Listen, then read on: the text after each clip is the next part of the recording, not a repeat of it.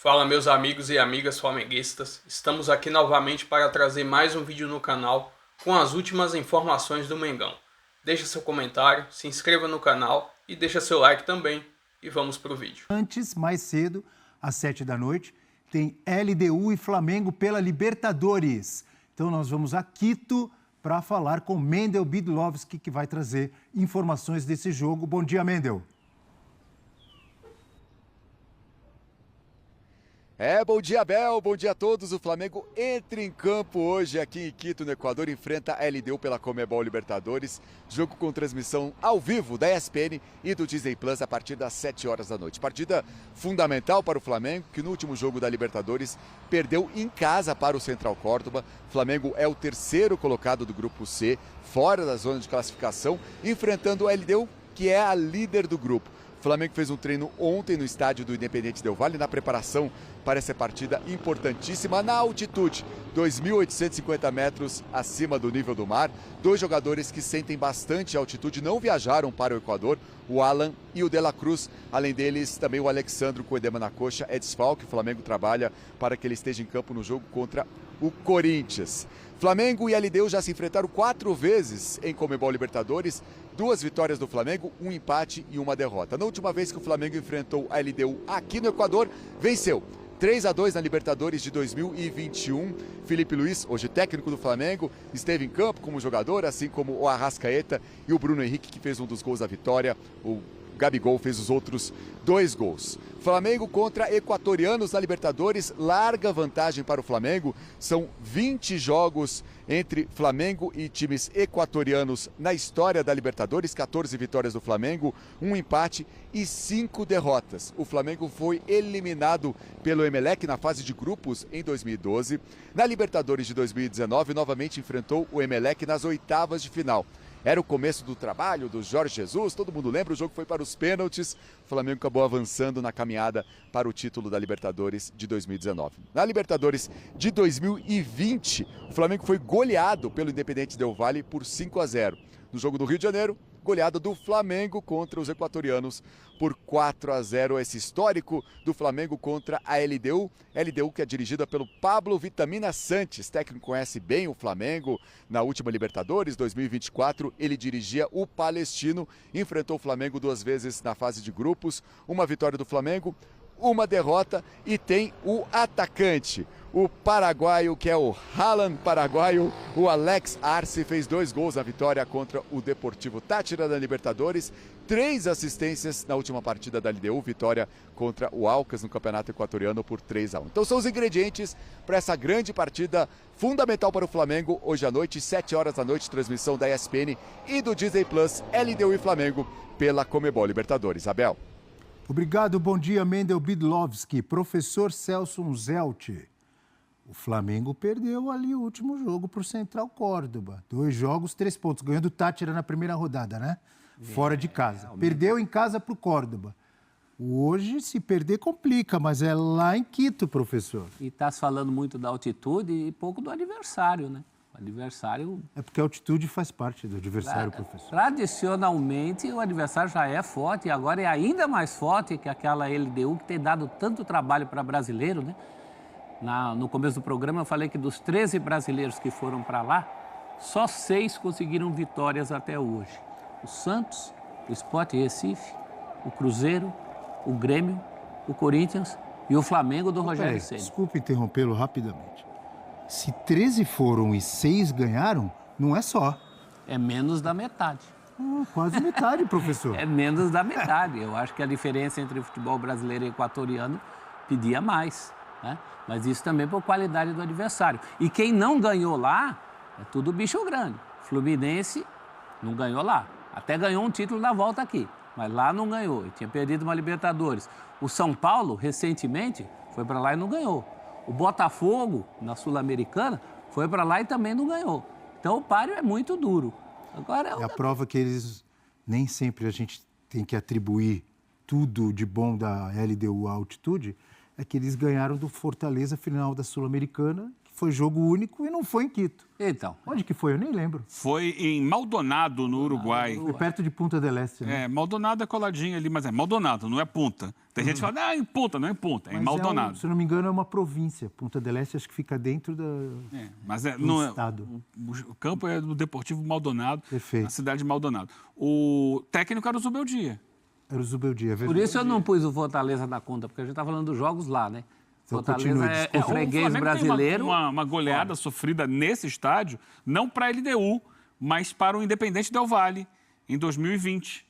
Era aquele time do Flamengo, campeão da Libertadores de 2019 e tal. E era aquele Del Valle Famoso. também, que ganhou de muito brasileiro, né? Sim, o Del Valle passou por cima do Flamengo. Depois o Flamengo devolveu no Maracanã, no jogo da volta, uma goleada também de 4-0. Mas perdeu lá, acho que de 5-1. A altitude lá complica, mas tem o time também, né? É um time de respeito. Esse time que manteve mais ou menos uma base dessa campanha do título da Sul-Americana de 2 anos atrás. Tem lá o Dida Domingues no gol, né? O apelido dele, do Alexander Domingues, é Dida. E parece mesmo, né? Pela Não joga hoje, envergadura. está suspenso, né? Suspenso, Dida? Acho que está suspenso. Então é uma baixa grave para eles. Mas tem o Ricardo Adeus, zagueiro haitiano, que é muito bom zagueiro. Tem o Gabriel Villamil, o volante boliviano, que chega muito na área, boa técnica, era jogador do Bolívar, a LDU foi buscar.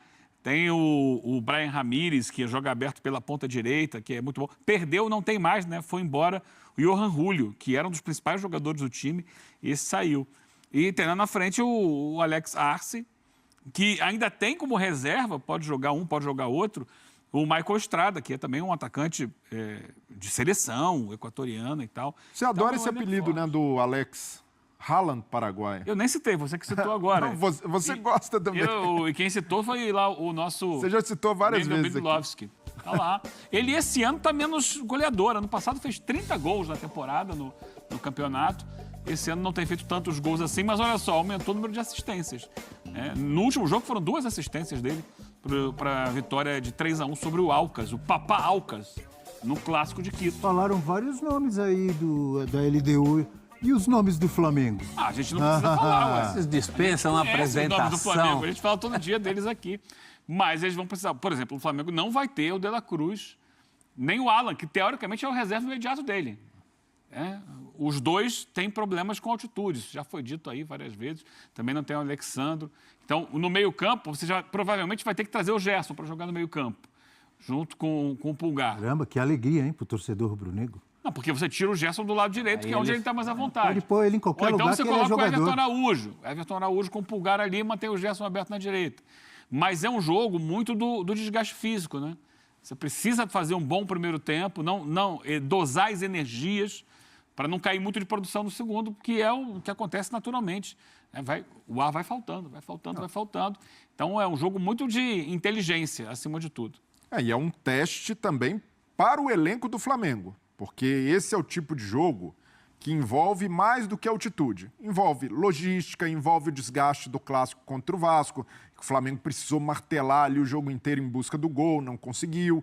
Então, tem desfalques por questão de altitude.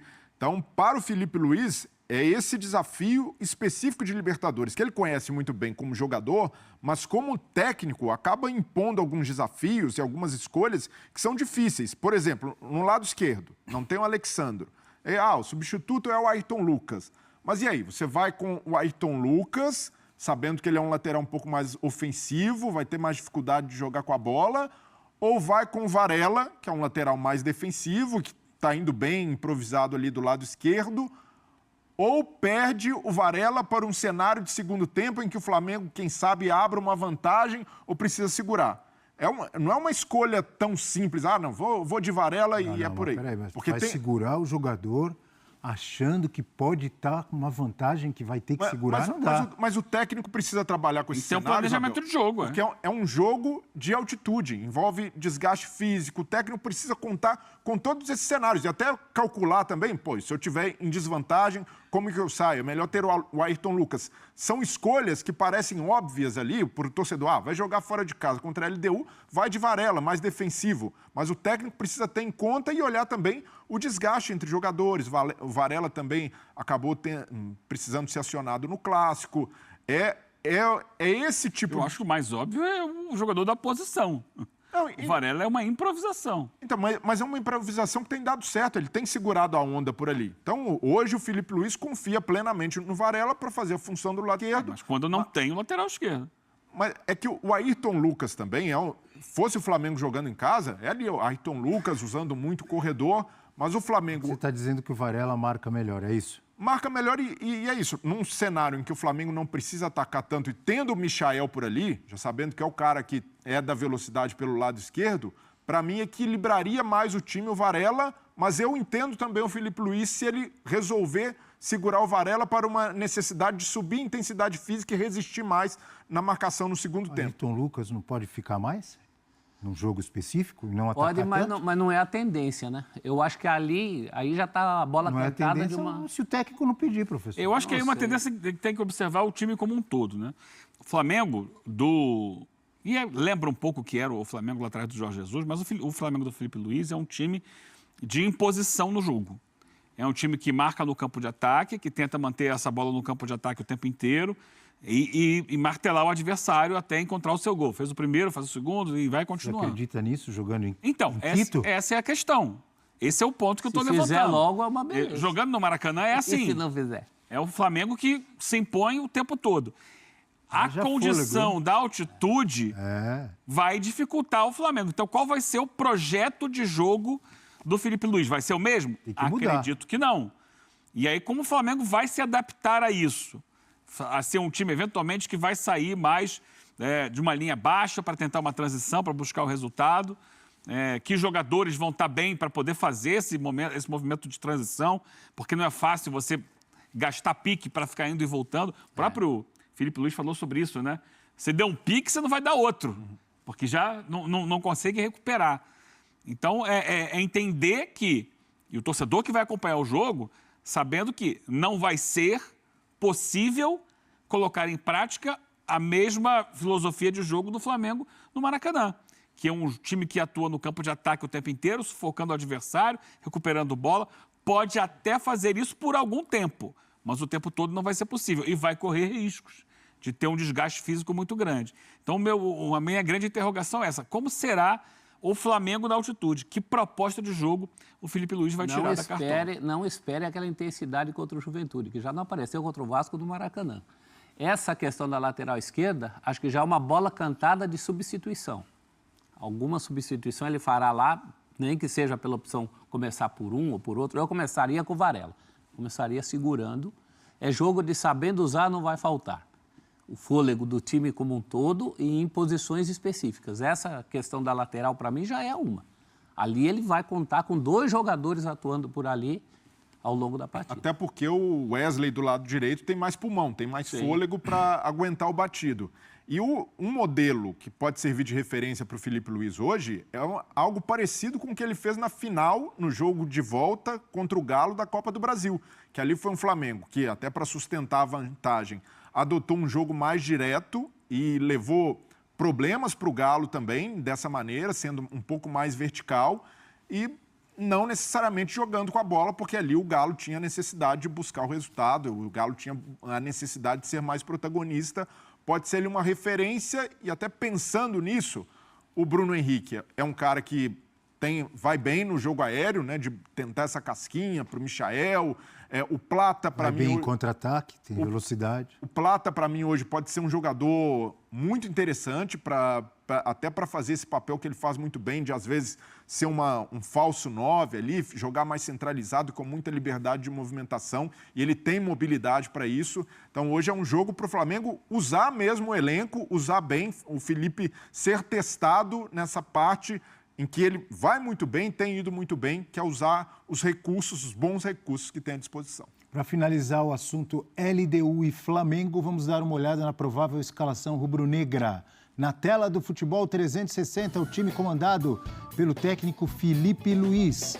O Flamengo de tanta gente, de Arthurzinho Ferrão, grande torcedor que está em todos os jogos no Maracanã, que nos assiste aqui no F360, com Rossi, Wesley, Léo Ortiz, Léo Pereira e Ayrton Lucas.